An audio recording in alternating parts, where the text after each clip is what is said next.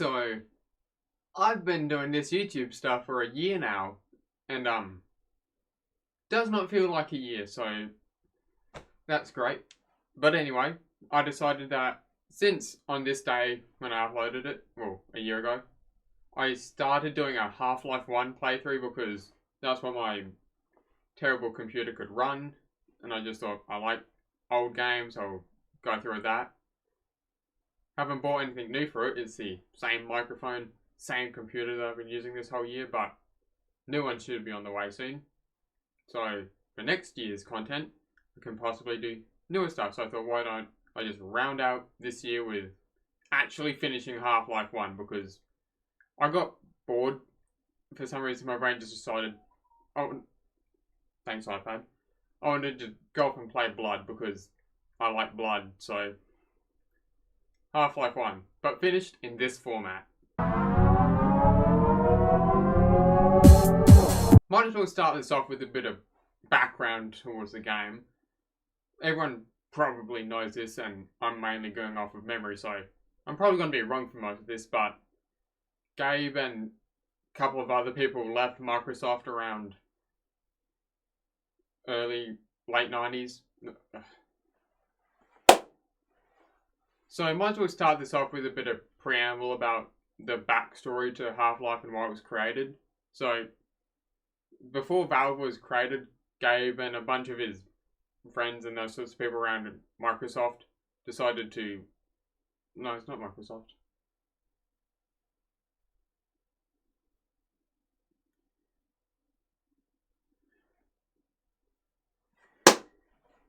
So I decided to... Should probably start this off with a bit of preamble about the backstory to Valve and Half-Life. So Gabe and some people he worked with and people he knew decided to leave Windows around before the release of Windows 3, I think, and they decided to go and make their own company and decided to make games. So basically they just got together and started spending years making Half-Life.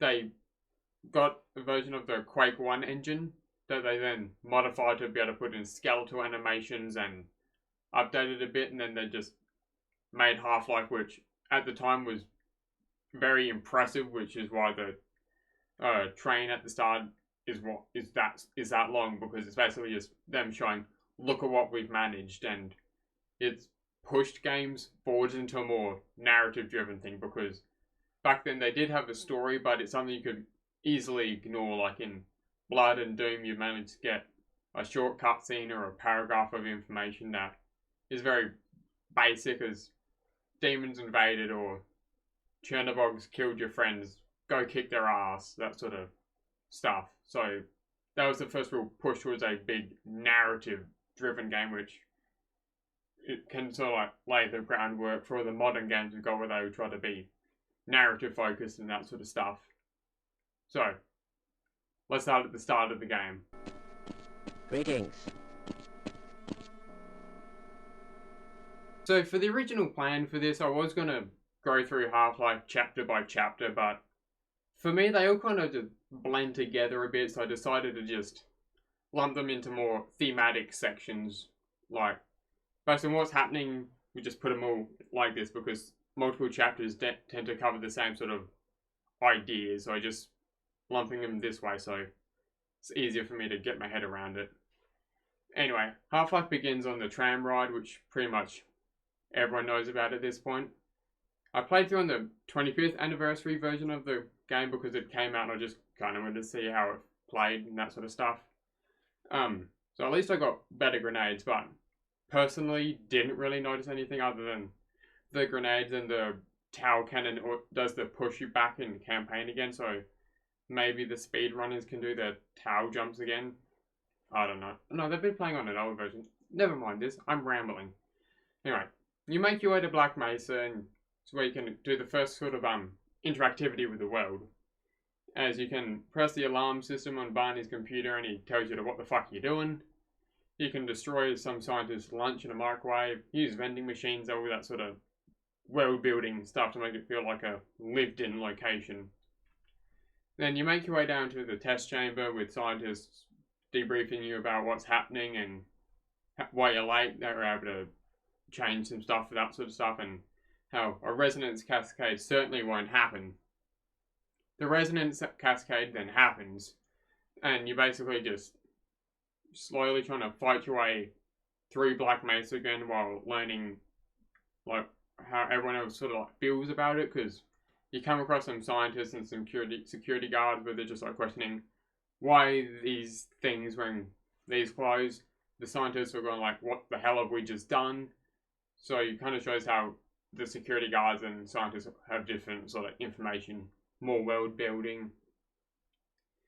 Anyway, yes, throughout your traveling, you pick up your crowbar, your Glock, shotgun, and some grenades in this area. And with them, you sort of learn the dance with the aliens, which basically, I found each weapon kind of deals with a specific alien type better. As the head crabs, you're best used with the pistol because it's just 2 quick shots and they're dead. For the zombies, just whack them with a crowbar because they don't have ranged attack. The bull squid, hound eyes, and vortigons are all just good to deal with a shotgun because that's your most powerful weapon at this point, and if there's a crowd or something, just chuck a grenade or 2 and that deals with that.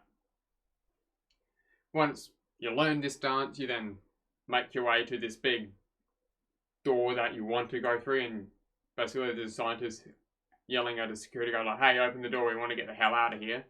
But the scientist gets killed by an alien in the vent, so you have to go the long way around to be able to open the doors. And this brings into the second part of the game.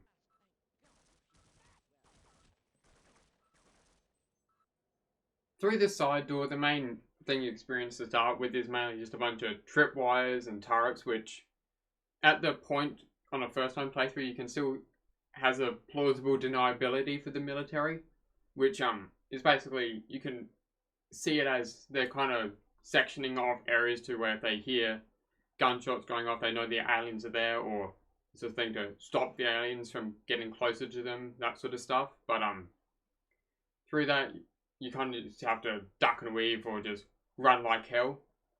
On my time playing through Half-Life before my recorded one for this, I did manage to dodge through all of them, but can't do it on this update anymore for me, so just ran like hell. Anyway, you find a dead Marine at some point with a SMG, which is sort of one of the primary weapons I tend to use while playing through the game, along with a shotgun. For me, it replaces the pistol just because it's same bullets, but it's just a quicker fire rate, and with the grenade launcher, grenades you get later, it's just fairly decent weapon. And when you go through there, the aliens are starting to appear inside the turret areas, so you have to deal with them and hope they don't kill you or set off an explosive, that sort of stuff. When finally you go into an open area and you just see a scientist going like, oh, thank God you're here to save us, and he gets gunned down. Don't remember if it works on the new version, but I know he's supposed to gun him down and then goes for you. Now, the Marines, I know they're lauded for their AI at the time, but I personally just suck at fighting them. I know the whole thing is they can only do one action at a time, so to shoot they stop moving and then they shoot a bit, relocate and do that sort of stuff. Flush you out with grenades if you're staying in one spot for too long. Maybe that's just Half-Life 2. Anyway, I know all this stuff, but my brain still just sucks at fighting them, so I've just accepted that I'm just going to have to shoot at them and just hope there's enough health lying around to survive, but that's just my experience with them.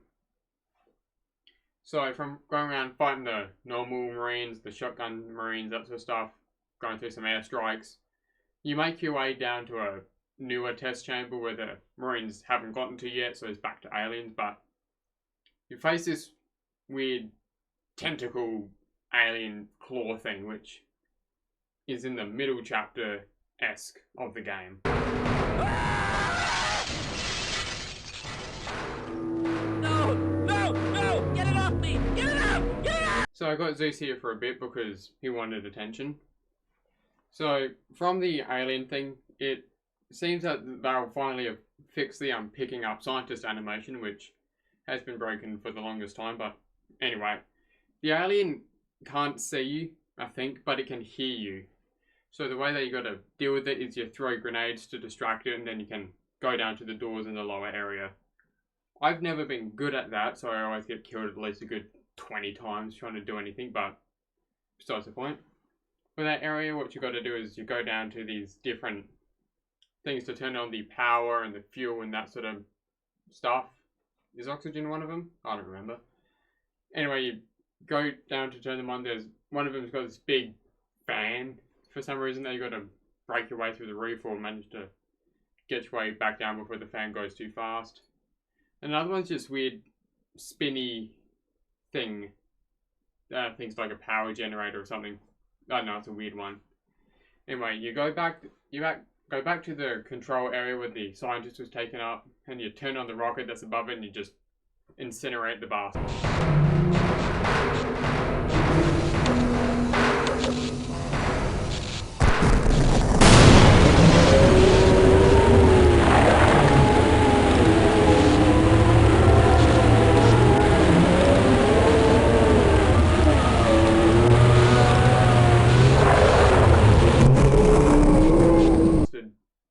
From this, you go down into its pit with some weird sliding thing, which always kills me at least twice.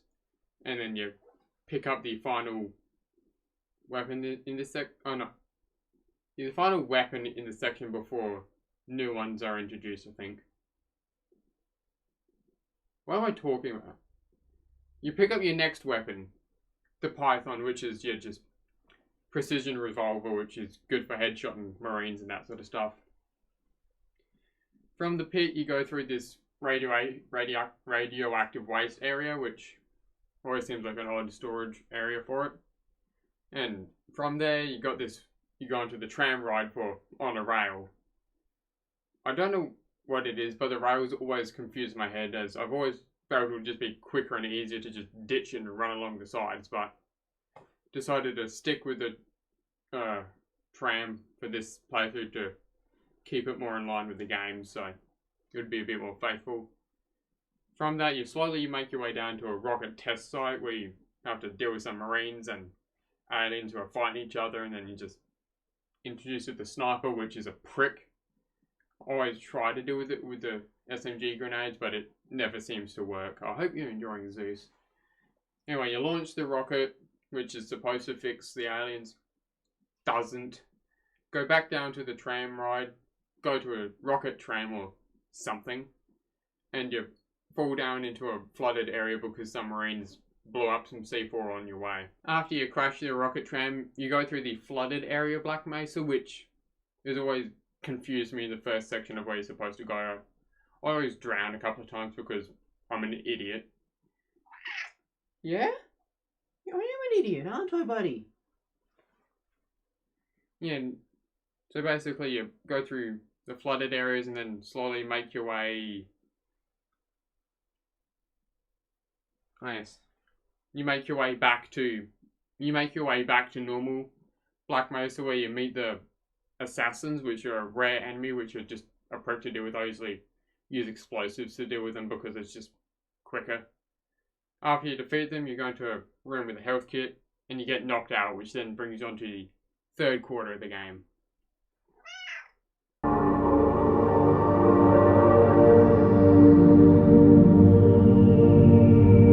This section of Half-Life I find the most interesting, as this is the part that as you saw in the transition, war, because this is where the military and the aliens are all just attacking each other with the airstrikes and drop troops and all that sort of stuff, so I don't really have much to say about this section. It's mainly just look at these set pieces.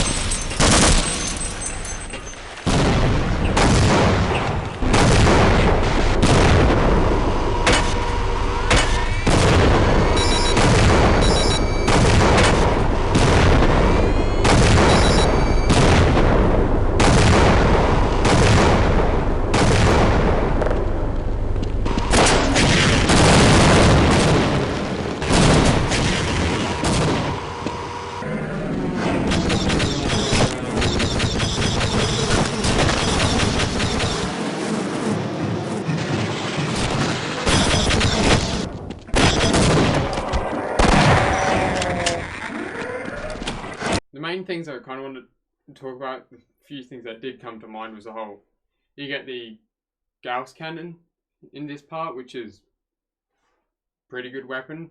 I didn't tend to use it that much because my brain always sees small ammo pool, don't use a lot. Probably would have had an easier time if I did use it. Anyway, from that you slowly fight your way back into a different part of Black Mesa where you can meet up with new scientists to actually stop the invasion and hope, or this can finally come to an end. Which brings you into the final part of the Half-Life story.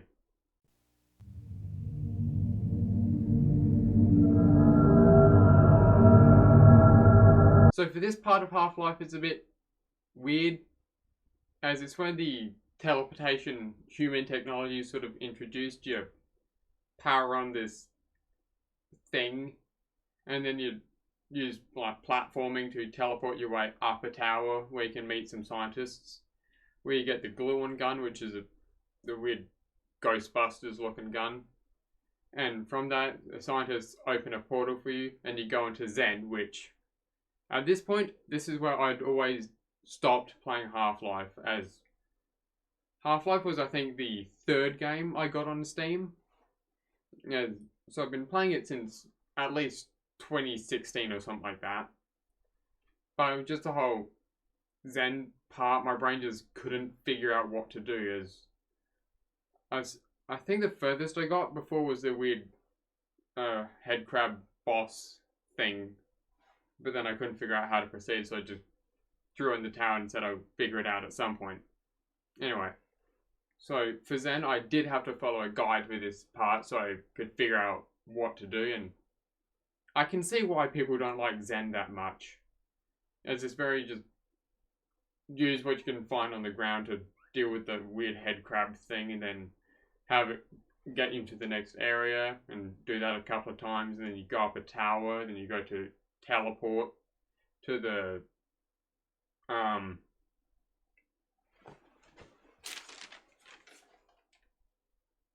Nihilith. I forgot the name, that's why I had to write it down.